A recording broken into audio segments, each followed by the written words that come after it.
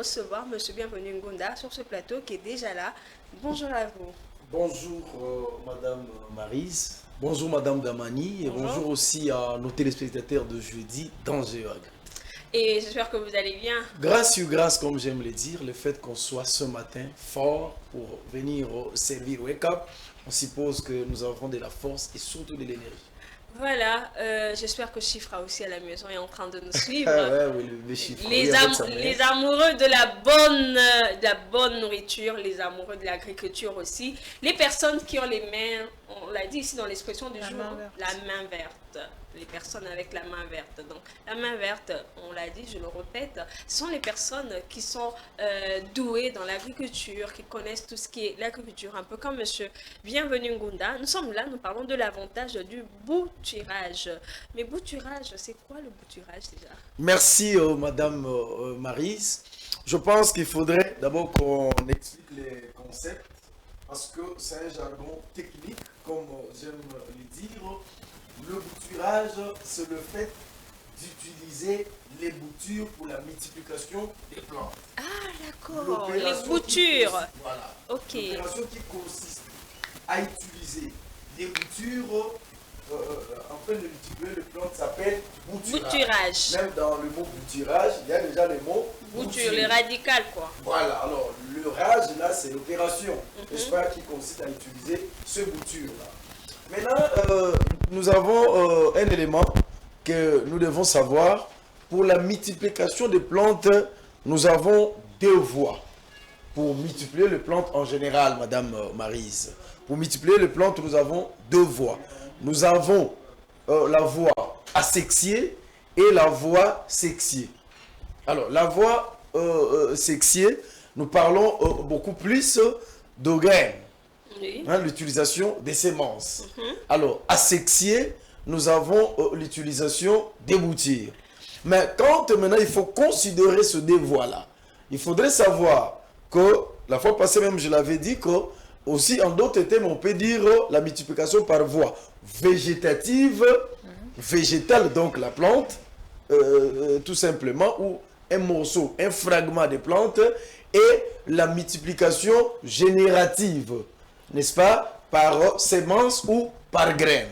Alors ça, c'est les deux contextes qui permettent la multiplication des plantes, donc sexuées et asexuées. Alors maintenant le bouturage. Le bouturage, comme nous parlons de l'importance, nous donne un certain nombre d'avantages par rapport aux graines. Vous voyez? Parce que quand on fait le bouturage, on ne va pas, n'est-ce pas, passer au germoir. C'est-à-dire qu'on saute une étape qui directement vous permet de prendre le bouture et de le placer en terre, directement. Et par contre, par rapport aux graines, il faudrait prendre les graines et le mettre dans un germoir. Ça, c'est une dimension. L'autre dimension, je parle de l'avantage maintenant du bouturage. Oui. Le bouturage permet aussi que vous puissiez avoir un champ homogène. Qu'est-ce que j'appelle un champ homogène? J'espère que vous retenez quelques termes techniques. Hein. Voilà, c'est ça. Nous avons essayé un peu d'alléger. Bouturage, les germoirs. Mais j'ai eu l'impression de me retrouver à l'école primaire avec le cours de botanique, hein, avec les deux voies. C'est tout à fait. La voie sexuée et la voie asexuée. Oui. Alors, maintenant, je disais, le bouturage nous permet d'avoir un champ homogène. Quand vous avez sélectionné les boutures du manioc, par exemple, vous aurez que cette seule variété-là de cette culture-là que vous avez choisie. Il n'y en aura pas de mixage, il n'y en aura pas d'autres variétés qui vont se glisser parce que là, le choix est déjà bien fait. Mais par contre, de l'autre côté, ouais, je suis en train de faire une étude comparative avec des graines pour que nous puissions bien maîtriser l'importance du bouturage. D'abord, nous gagnons en termes de temps. J'ai dit qu'on saute d'étape, on ne va plus au germoir. Alors que le germoir nous font déjà 1 mois ou 45 jours avant de planter. Vous voyez, Madame Maryse? Oui. Alors que le bouturage, vous prenez directement le bouture, vous le mettez en terre. Donc, le 1 mois ou les 45 jours qu'on devait passer au germoir, avec le bouture, on ne passera pas. Voilà quand même un champ homogène. Nous avons... beau à voir. Ça, c'est le bouturage qui rapporte un tel champ. Nous avons une population presque identique. Vous voyez? Pourquoi? Parce que la variété qui a été utilisée a été unique. C'est-à-dire que si c'est le mvoise qu'on aura dans ces champs-là. Mais par contre, chez les graines, même si vous avez sélectionné votre semence, vous l'avez plantée en terre, au moment où monsieur Bimi rouge, mais comment est-ce que nous ne pouvons pas avoir un champ homogène? Parce que déjà, au niveau des semences, ça pose problème. C'est-à-dire que nous avons un environnement hétérogène au niveau des semences, et par contre, au niveau du bouturage, vous avez un champ homogène. Ça, c'est d'un côté. De l'autre côté, en cas de maladie, avec le bouturage, vous avez plus de chances de reproduire la plante mère en cas de maladie. Quand on a attaqué votre champ, vous aurez toujours la même variété bien qu'attaquée. Je prends un exemple banal, toujours avec le manioc, parce que ça c'est le manioc. On prend les boutures qui sont déjà attaquées avec la mosaïque de manioc, une maladie qui attaque souvent les maniocs. Quand vous récoltez ces boutures-là, vous les amenez en terre, vous verrez que vous allez reproduire cet individu-là ou cet ennemi-là, ce parasite-là, par rapport à ces boutures-là qui étaient attaquées. Et par contre, par rapport aux semences, s'il faut traiter les semences, s'il faut corriger, n'est-ce pas, ces attaques-là, on peut déjà éradiquer.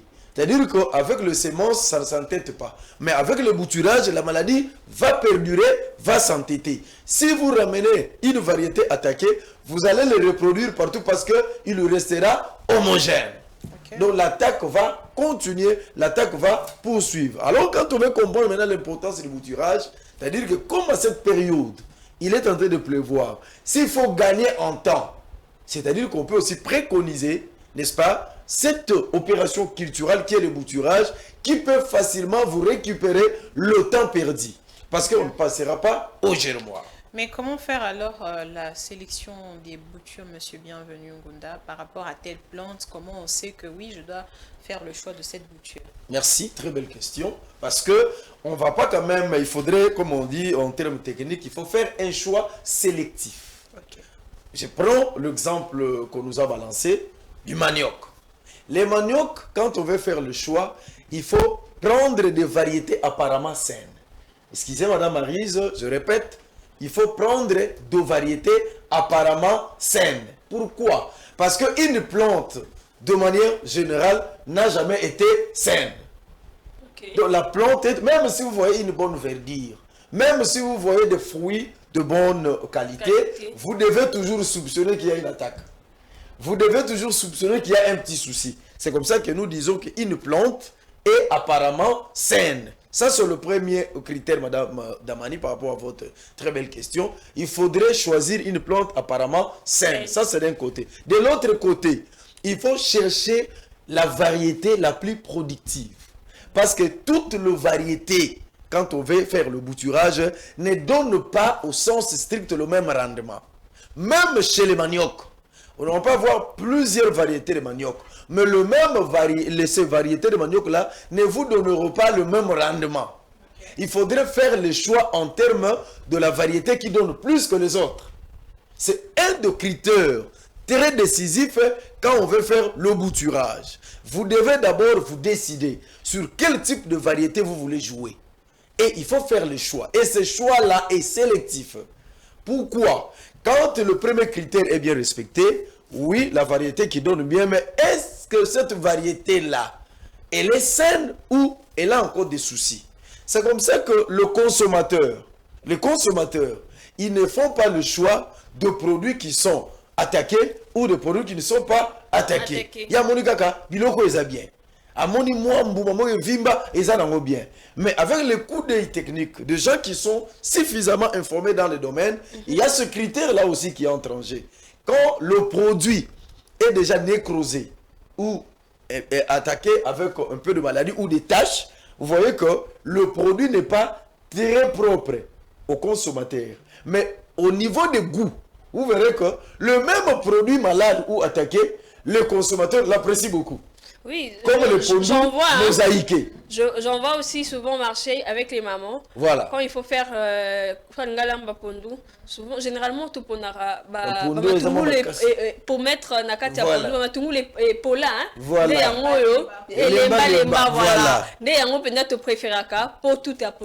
Ça, c'est au niveau des consommateurs. Okay. Mais au sens strict, nous considérons que le produit n'est pas de très bonne qualité.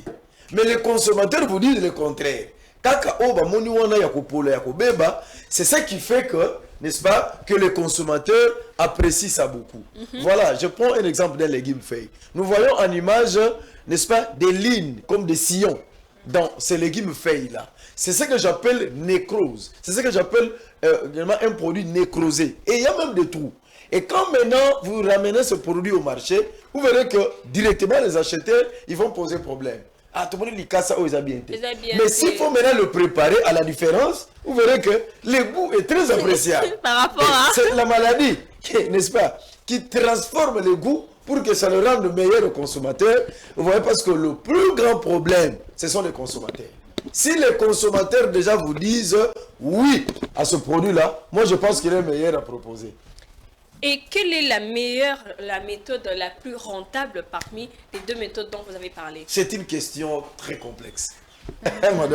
Madame Maryse, c'est une question très complexe. Parce que je prends un exemple. Avec les semences ou les graines, nous avons toujours apprécié parce que ce sont des épices que généralement qu'on utilise dans la cuisine congolaise ou même au niveau mondial en général. Les poivrons, les piments, les aubergines, les tomates, ce sont des épices qui sont plus utilisées.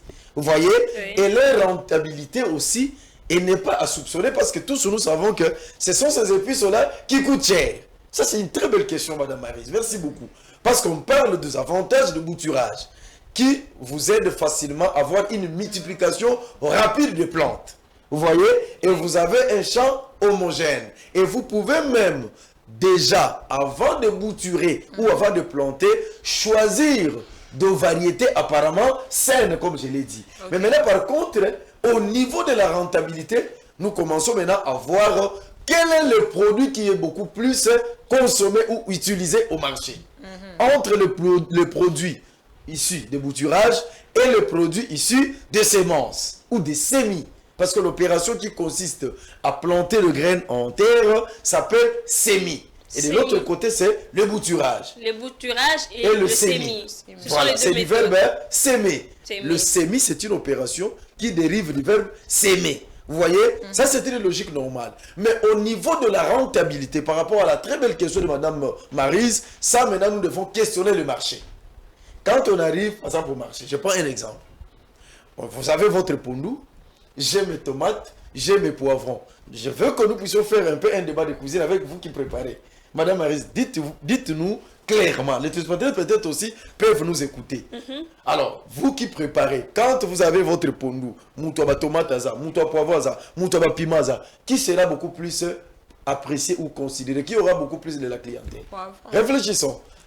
Madame, ne demandez pas de poivron. Non, ça dépend de maison, même le piment aussi. Ouais. Parce que si on utilise le poivron dans le poivron aussi, moi pili les alaka. Voilà. Donc on peut se dire que mouta poivron, est-ce que ça ne se chevauche pas? Parce que le pondou se prépare aussi avec... on réfléchit. Nous parlons du marché maintenant. Oui. Alors, vous venez au marché, il y a le pondou. Mais le pondou, vous le préparez avec quoi? Un peu de poivron. Oui. On peut utiliser des oignons. Vous voyez? C'est-à-dire que même le piment, le poivron, ces éléments-là seront utilisés pour que ça soit préparé avec le pondou. Vous voyez? Ça peut se compléter. Mais au niveau de la rentabilité, on doit voir ce qui coûte, ce qui est plus cher à l'autre. Ok. Je pense que par rapport au pondou et au poivron, le poivron coûte plus cher que le pondou. Parce que si vous prenez 10 bottes de pondou, je prends un exemple, 10 bottes de pondou et 10 sacs de poivrons, c'est-à-dire que la différence est hautement significative. Ça c'est vrai. Vous voyez? Parce qu'un sac de poivrons peut se vendre à 200 000.